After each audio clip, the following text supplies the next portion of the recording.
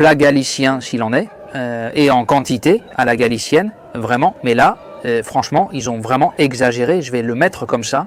Salut, comment ça va? Tu es sur la chaîne de César Bleu et aujourd'hui, je vais tester le restaurant galicien le plus ancien de Madrid. Rien de moins qu'en 1915, les frères Vidal sont venus de Pontevedra à Madrid avec l'intention d'ouvrir un restaurant à l'image et à la ressemblance des restaurants galiciens qu'ils aimaient tant. Et ils l'ont vraiment fait ici.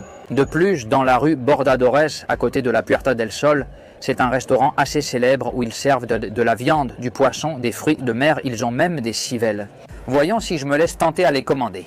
Enfin, ils ont ce qu'on appelle la qualité de la Galice et j'espère aussi la quantité. Parce qu'à cette heure-ci, j'ai une faim de loup, alors je vais rentrer voir ce qui se prépare.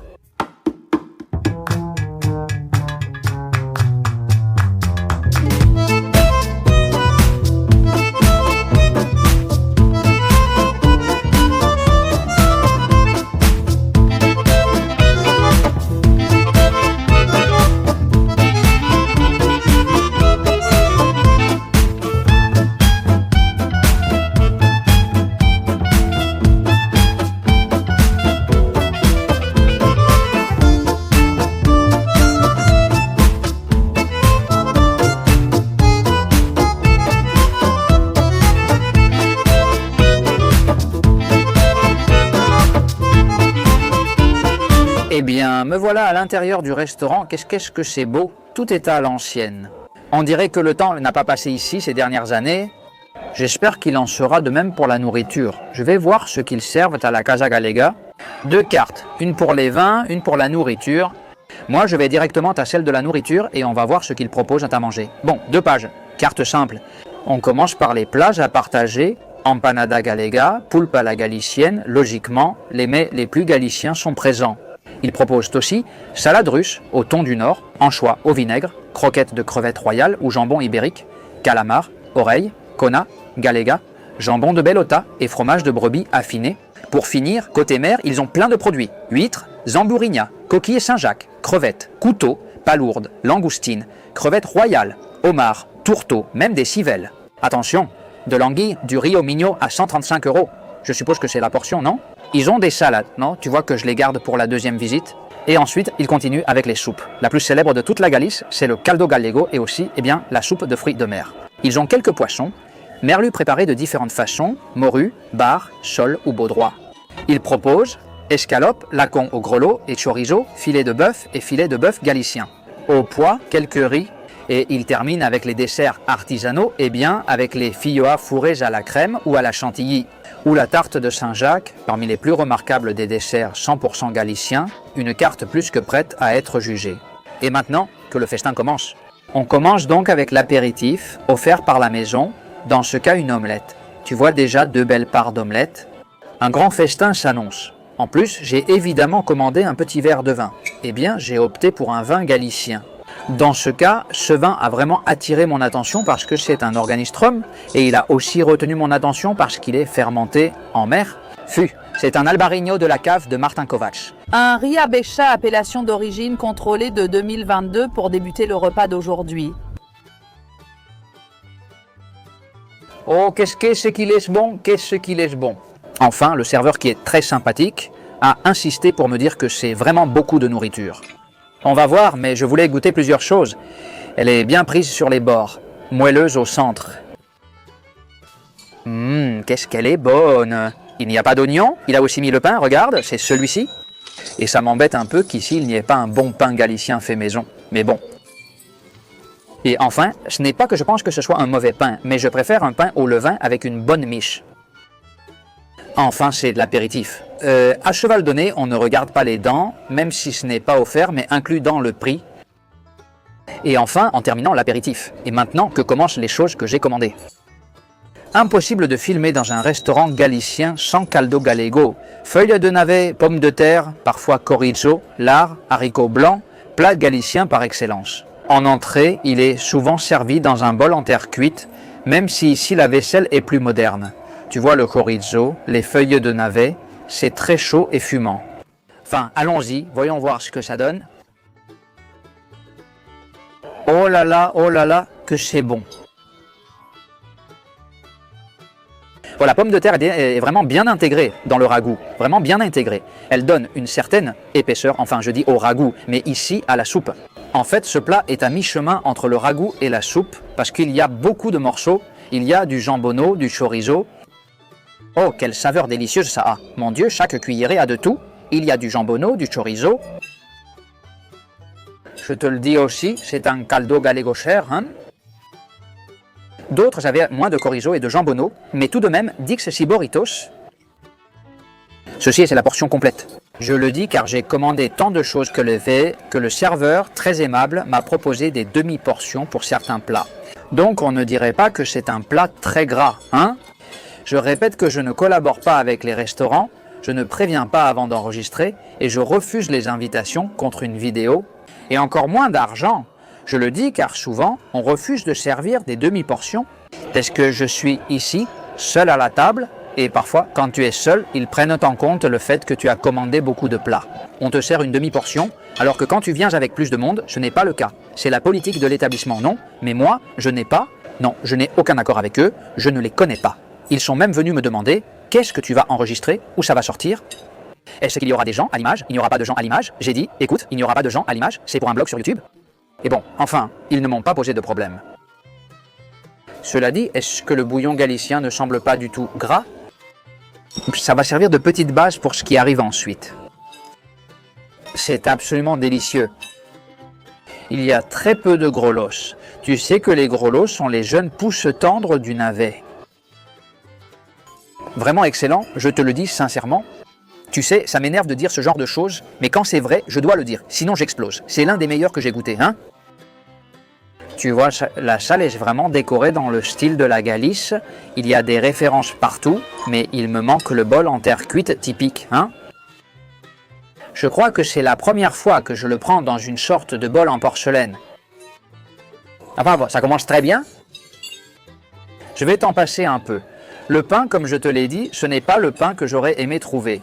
Mais voyons voir ce qu'il vaut. Bon, eh bien c'est ce qu'il y a. Enfin, on continue. C'est un incontournable dans n'importe quel restaurant galicien où tu vas manger la délicieuse et incroyable empanada galicienne. Et la pâte est vraiment fine. Elle est garnie de petites coquilles Saint-Jacques. On m'a proposé au thon ou, comme j'ai choisi, aux coquilles Saint-Jacques. Ce plat qui semble si délicieux trouve son origine dans, eh bien, la tourte que les pèlerins emportaient lors du championnat de Saint-Jacques. Pour faire précisément le chemin, c'est-à-dire avec une tourte et du bon vin, le chemin se fait bien garni comme il faut. Dis donc, il m'a semblé qu'on m'a dit que c'était une demi-portion. Maintenant, si ça c'est une demi-portion, la portion complète, dans quelle assiette ils la servent? Bien, ça a l'air copieux, comme je vous dis, c'est bien rempli. Ce n'est pas possible. Deuxième point fort du repas, c'est extrêmement bon, même si c'est extrêmement difficile à manger sans que toute la garniture ne tombe. Il y a beaucoup d'oignons, de poivrons, les embourignats, il y a toute la saveur d'une empanada galicienne dans tous les sens du terme. On pourrait me dire que je suis en Galice, je le croirais. Je crois que tout le mobilier, même le sol en terrazzo, est celui qu'il y avait quand ils ont ouvert. Eh bien, de l'époque où l'on fabriquait les choses pour qu'elles durent, et elles ont vraiment duré. Regarde, le petit bord est aussi très fin et aussi bien comestible. Qu'est-ce qu'elle est bonne! Quelle saveur de fruits de mer à la sauce! Ça, c'est vraiment fait maison, hein? Regarde, je regardais le dessous pour voir si c'est bien cuit. Et ça l'est, hein? Mais c'est pour le voir. Regarde comme le dessous est bien doré. C'est fait de façon magistrale, hein? De façon magistrale. Je dis toujours ça à propos de ce plat. Est-ce qu'il est bon à partager ou au contraire, il ne l'est pas? Et je te dirais que celui-là, même s'il est coupé comme ça pour pouvoir le partager, tu n'en auras jamais assez parce qu'il est vraiment très bon. On badigeonne d'œufs le dessus de l'empanada. Je vois quelques morceaux des gonades très oranges, ce qui est généralement le signe qu'il s'agit de coquilles Saint-Jacques plutôt que de petites pétoncles. Enfin, je ne vais pas entrer dans ce débat, mais bon, si tu mets des petites pétoncles, je comprends qu'elles devraient en être. C'est très bon quand même. Hein? Enfin, 2 sur 2. Je me sens en Galice pratiquement sans sortir de chez moi, ici à Madrid. Un autre incontournable dans les restaurants galiciens, la pieuvre à la galicienne. Bon, ce n'est pas un pulpa ferra, ne sais pas, parce qu'il y a la pomme de terre au centre. Mais bon, le débat sur le poulpe est toujours inévitable. Voyons voir, fourchette ou cure-dent? Eh bien, regarde, cure-dent et fourchette en même temps, parce qu'on m'a mis celui-ci ici, qui est en bois, même si c'est peut-être pour ce qui vient après.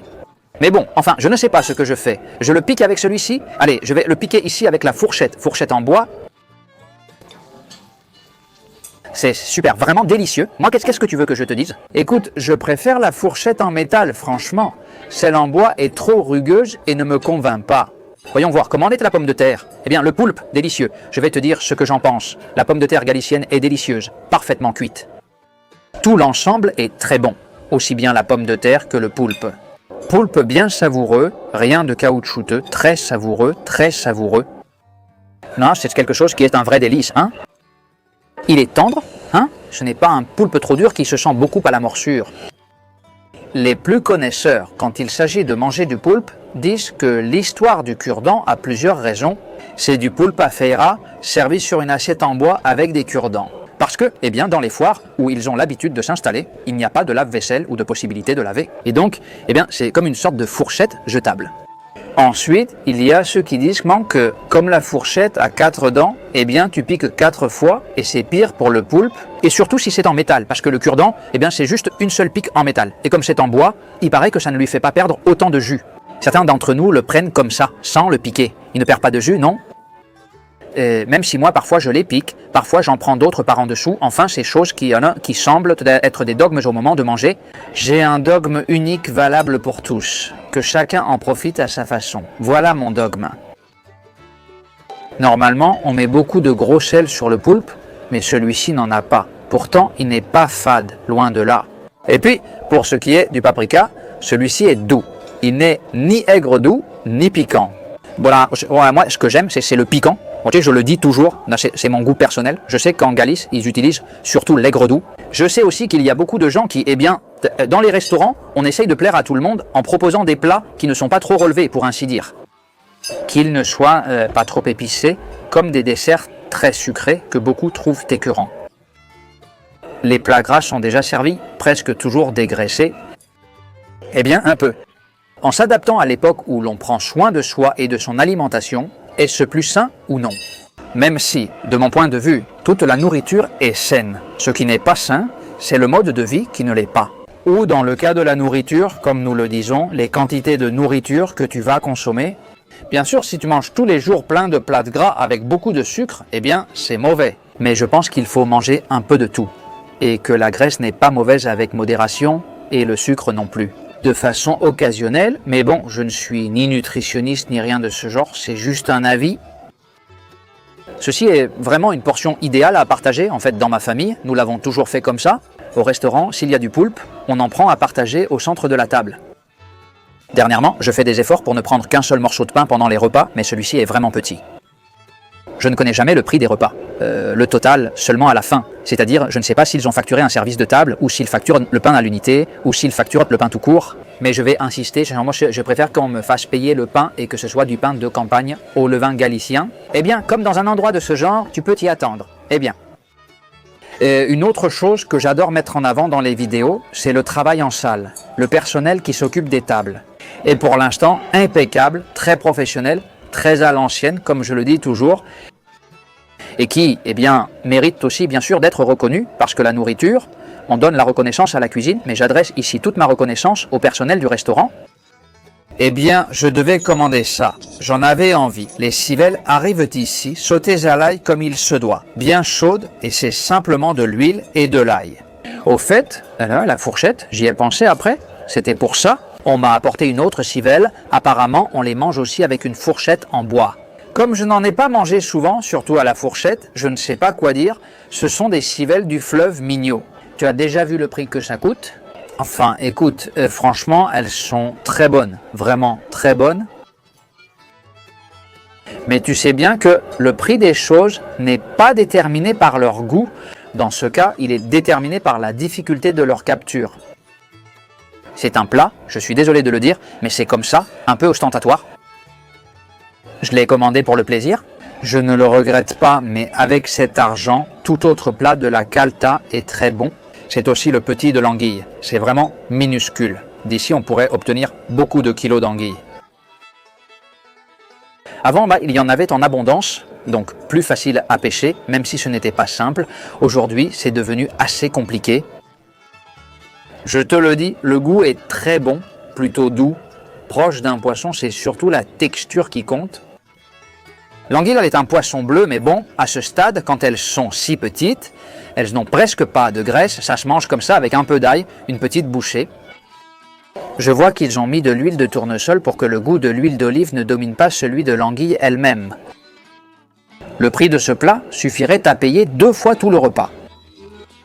Malgré tout, on n'a qu'une vie, il faut parfois se faire plaisir. J'en profite, on est de passage ici. Et si quelque chose te rend heureux, même si c'est un effort, tu peux l'avoir, l'obtenir, dans ce cas le goûter. Eh bien, moi je te recommande de ne pas hésiter.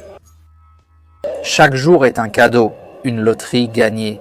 Et donc, j'insiste, nous sommes ici pour profiter, et moi je le fais, et vraiment je le fais. Merci de m'accompagner dans cette aventure. Je continue. Il reste de la nourriture. Bien sûr, il fallait aussi commander un plat de merlu. On dit que le merlu de Burela est l'un des meilleurs merlus du monde. Et dans ce cas, il est préparé à la galicienne. Le merlu est bouilli. Et ensuite, on ajoute cette sauce avec de l'ail et du paprika, ainsi que ces petites pommes de terre, une portion généreuse, bien copieuse. Franchement, la cuisson est parfaite, la cuisson est vraiment parfaite. Je suis souvent tombé sur des merlans trop cuits, ce n'est vraiment pas pareil. Ce merlan a l'air délicieux, quelle allure! Qu'est-ce qu'il est bon! Je te le dis tout de suite, dès le début, c'est l'un des meilleurs merlans que j'ai mangé de ma vie, de loin. Quel merlan, quel merlan! En fait, il y a ici une sorte de sauce un peu plus épaisse à la galicienne, je comprends que c'est ça, voilà. On fait frire l'ail, on verse l'huile avec du paprika, mais ici la sauce est plus épaisse. Tu vois, dans la présentation, j'ai dit que c'était à la galicienne, mais je te dirais plutôt que c'est à la biscayenne. Avec cette petite sauce qui contient de l'oignon confit, aussi du paprika, de l'ail. La pomme de terre est délicieuse. Oui, rien, c'est à la biscayenne. Vous serez déjà dans les commentaires à dire des trucs, mais c'est comme ça. Je ne l'avais pas remarqué avant de goûter la sauce. Je l'avais commandé à la galicienne et on m'a proposé la casserole en terre cuite ou la petite sauce. J'ai accepté, ce n'est pas à la galicienne, mais c'est très bon. Quand même, quel délice. Pour l'instant, un menu assez faible en calories, malgré tout assez rassasiant. Je me sens déjà un peu rassasié. Le merlu, c'est vraiment délicieux, hein. Ils ont parfaitement réussi la cuisson, très savoureux, j'adore. Hein. Eh bien, ce sont des plats qui sont copieux, même si ce qui abonde, je pense que c'est aussi la qualité, non? La clientèle de l'endroit est un peu plus âgée que moi. Bien qu'on soit dans une zone très touristique, on voit peu de touristes étrangers, non? Je le dis parce que souvent, ce genre d'endroit situé au centre-ville, vous les considérez automatiquement comme touristiques. Mais ici, je ne vois pas de touristes, hein? Le lieu est spécialisé dans le poisson et les fruits de mer. Peut-on y venir seulement pour manger des fruits de mer? Ils ont beaucoup de choix, mais comme mes vidéos sont variées, j'ai aussi commandé autre chose que du poisson et des fruits de mer. La petite sauce est vraiment délicieuse. Idéal pour le pain. Ils m'en ont apporté un autre en me disant « Regarde, celui-ci vient juste d'être sorti du four. Hein. On vient juste de le cuire et je me dis « Ah, regarde, bon, alors on va bien tremper la sauce ici, bien l'étaler. » Je reste ici pour finir la sauce en attendant le prochain plat. Et on passe d'un emblème à l'autre. Je n'ai même pas besoin de te dire ce que c'est. Tu le vois déjà, non? Eh bien, le lacon au grelot, pommes de terre et chorizo, un plat galicien par excellence, servi en grande quantité, vraiment, rien que ça. Mon Dieu, ils n'y sont pas allés de main morte, je vais dire ça comme ça. Voyons ce que vaut ce gros morceau de lacon, franchement. Je ne sais pas si je pourrais tout manger. Parce que franchement, c'est à tomber par terre. Mais je te dis un truc, ça cale vraiment. Quel énorme morceau de lacon. L'une des choses que je fais tous les jours, c'est lire les commentaires. Et aujourd'hui, je vous le dis aussi, je vais vous lire dans la vidéo et je vais mettre un bon like à tous ceux qui continuent. Les paroles de cette chanson d'une émission des années 80 avec Elena Santonja disaient Joaquín Sabina dans une chanson faite avec le groupe Vainica Doble. Lacon con grelo, morue a la pil pil. Les paroles continuent. Lacon con grelo, morue a la pil pil. Qu'est-ce qu'il est bon le chorizo, qu'est-ce qu'il est bon, c'est du niveau parlementaire, hein? Tu sais, les plus grands chorizo, voyons voir comment sont les grelos. Bon, d'accord, j'ai tout coupé parce que c'est une galette, je comprends que c'est pour manger un peu d'ici, un peu de là. Le lacon, eh bien, l'épaule correctement cuite a beaucoup de protéines. D'abord, on la sale, puis on la fait cuire. Dans certains cas, elle est aussi fumée. Qu'est-ce qu'il est bon le chorizo galicien? Les pommes de terre sont sûrement comme avant, délicieuses. Plus petites, avec un peu de paprika. Quelle merveille! C'est la véritable saveur des ragoûts galiciens. On a vraiment l'impression d'y être, vraiment. C'est un spectacle, hein? Comme c'est bien fait. Je ne sais pas si je préfère le lacon ou le chorizo, car j'adore vraiment le chorizo. Ça a beaucoup de goût de longues heures à la salle de sport et aussi un petit goût de bonne sieste. Des plats épicés et caloriques, parfaits pour ce climat froid et humide de la Galice. Pour travailler au champ, quel menu pour aujourd'hui tu ne trouves pas? Regarde cette couleur, hein? On dirait presque un morceau d'entrecôte un peu saignant, non? Je vais faire comme les mères d'autrefois, ou comme on te le disait, non? Mange la viande, ne laisse pas la viande, et puis, si jamais, les légumes, ce sera pour cet après-midi. Des phrases d'adresse d'un autre temps, mais comme tu vois, elles restent présentes pour moi. Ma mère ne me disait pas ces phrases, elle ne m'en laissait pas l'occasion. C'est-à-dire, il n'était pas nécessaire qu'elle insiste pour que je mange, voilà. J'ai déjà un certain âge où je dois faire un peu attention à moi. Donc même si j'ai goûté au gras qui est délicieux, eh bien je ne vais pas pouvoir le finir. Sur prescription médicale. Bah, blague à part, moi c'est vrai que je suis déjà un peu rassasié, je ne veux pas forcer. Les pommes de terre étaient délicieuses. Malgré tout, je pense que je me suis bien comporté, j'ai pratiquement tout fini. Voilà. Je vais demander qu'on me garde les feuilles de navet avec un peu de gras pour faire un sandwich plus tard. Et je pense que, comme je le disais, j'ai bien mérité les desserts. Ceci est aussi un incontournable de la cuisine galicienne. Les filloas étaient à la crème et à la chantilly. J'ai pris les deux. Quelle belle présentation! Et bien sûr, il fallait aussi commander la tarte de Saint-Jacques, car c'est une spécialité de Saint-Jacques, comme son nom l'indique. Une tarte qui évoque la fin du chemin de Saint-Jacques et bien sûr sa cathédrale, là-bas à Saint-Jacques-de-Compostelle. Tous ceux qui ont fait le chemin de Saint-Jacques en prennent à l'arrivée. Moi qui l'ai fait plusieurs fois, j'en ai mangé aussi. Enfin, je vais chercher du chaud, ces filloas. Oh, comme elles sont caramélisées sur le dessus. Je commence par celle-ci, qui je crois, oui, effectivement, celle à la crème. Eh bien, c'est une pâte, c'est similaire à celle des crêpes, ce n'est pas exactement la même. Plus fine, car ensuite, on l'enroule avec la garniture. Dans ce cas, la crème. Ça, ils le font bien ici, la tarte de Saint-Jacques, non? Je devais la demander, j'adore ça. Et ensuite, on peut discuter longuement pour savoir si l'important c'est que ce soit fait maison ou que ce soit de qualité. Et là, il y a beaucoup de desserts qui ne sont pas faits maison, dans le sens où ils n'ont pas été préparés au restaurant, qui sont meilleurs que si ça avait été fait dans le restaurant lui-même. Pour les desserts, dans cette dish, on ne parle pas vraiment de 5e gamme, bien que cela en fasse partie. C'est acheter un produit déjà préparé ailleurs. Mais bon, dire 5e gamme n'est pas toujours synonyme de mauvaise qualité, c'est simplement que ça n'a pas été fait sur place. Les feijoas sont très bonnes, hein, mais vraiment délicieuses, vraiment. Elles ont un petit goût caramélisé, hein. J'adore, hein? J'aime autant la crème que la chantilly, mais je préfère la crème et la chantilly seulement quand ils la montent eux-mêmes. Celle-ci a l'air d'être en bombe. Enfin, quel délicieux séjour en Galice. Oh, farine d'amande, œufs, sucre, cuisson, ça ne peut pas être mauvais. C'est délicieux, il y a une grande proportion d'amandes. Les bonnes tartes de Saint-Jacques sont chères parce qu'elles contiennent beaucoup d'amandes. Et l'amande, ce n'est pas donné, justement. Ils te mettent ici quelques myrtilles en garniture et un peu de confiture de myrtille. C'est délicieux. Cela touche à sa fin, le voyage en Galice sans quitter Madrid. J'adore aller dans des endroits traditionnels et découvrir leur gastronomie traditionnelle sans quitter, comme je vous le dis, ma ville. Eh bien oui, c'est de la cuisine espagnole traditionnelle et c'est ce que j'aime le plus représenter et défendre. Eh bien oui, je la proclame et je la revendique, mais partout où je vais, parce qu'en étant en Espagne, de quoi vais-je parler? C'est pour être fier, hein? Mais bon, tu vois, même pas les miettes. Le gâteau était délicieux, tu te souviens comment ça s'appelle? Non? Eh bien, ça s'appelle de plusieurs façons. Ou choubé, fisaliche, ou, dans mon cas aujourd'hui, la dernière bouchée. Enfin, un grand merci d'être arrivé jusqu'ici, de m'avoir accompagné dans cette aventure. N'oublie pas, si tu as aimé la vidéo, n'oublie pas de mettre un super like, abonne-toi si ce n'est pas déjà fait. Active toute la cloche des notifications pour être au courant des nouvelles vidéos qui sortent sur la chaîne. Et c'est tout pour aujourd'hui, on se retrouve dans le prochain restaurant. Au revoir.